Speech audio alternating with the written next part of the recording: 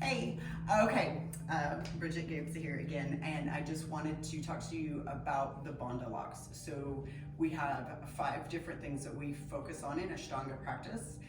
That is our Drishti, our Bandha locks, our breath. You will constantly hear me talk about breath, breath, breath, breath, breath, breath, breath, our asana, and our vinyasa. And so vinyasa is just when we're following the breath, so our breath follows the movement. So when we're doing sun A, we inhale, lift up, flat back, exhale, fold. So that is kind of our vinyasa, and the asana is just the practice. But so I will talk to you this video about our bandhas and our drishti. So we have 3 different bandha locks in the Ashtanga practice. And we have our Mulyana Bandha, which is between our pelvic floor, our pelvic bone, and our sacrum, our coccyx bone. So that's our Uddiyana Bandha. And then we have our Mulyana Bandha, which is between our pelvic bone and our belly button. And then we have our jaw, I can never say it right, Jalandala Bandha. And that is just basically our chin lock, which we don't use a whole lot, but we do use it in some of our practices in Ashtanga. So when we are practicing Ashtanga, we are trying to lift our root lock. So our bottom area is called our root lock. And so it's almost like we're just kind of hugging in, and I'll show you a little bit of a different explanation here in a minute, and I'll try to keep it as appropriate as I know how to. But we're trying to engage our root lock down at the bottom, so we're almost like hugging in our internal muscles. So it's not Kegels, totally different. We're trying to almost, it's like as if you're scooping some water and you're trying to lift that water up.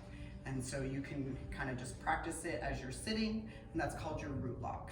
And then we move on to our Uddiyana Bandha, and that's more of our uplifting. It's a little bit more of a loose, but a lifting lock. And so we're trying to lift again that water all the way up, and then trying to squeeze and engage our intrinsic muscles, and just trying to lift all that up. And so those are the different locks that we're kind of holding through our practice.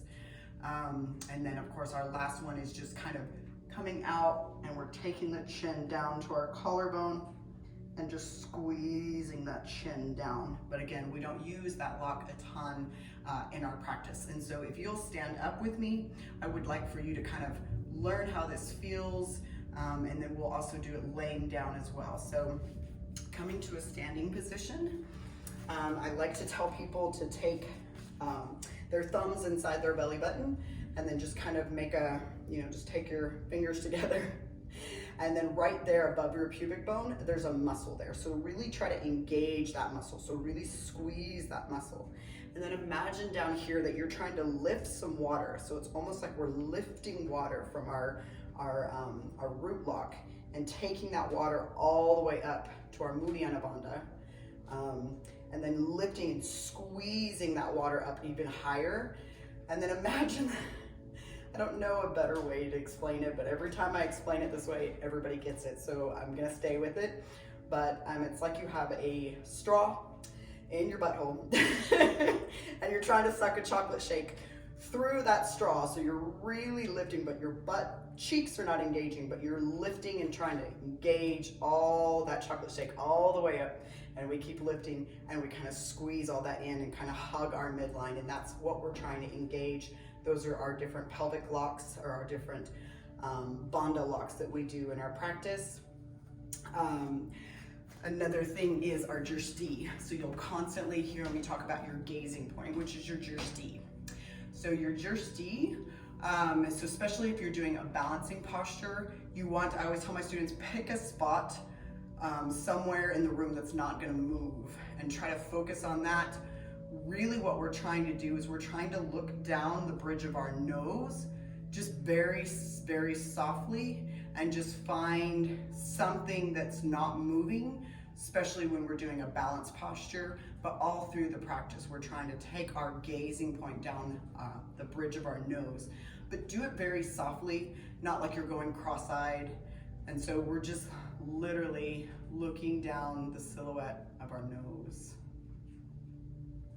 And And so those are the two things that I really want you to focus on in the Ashtanga practice, your Bandha locks and your Drishti.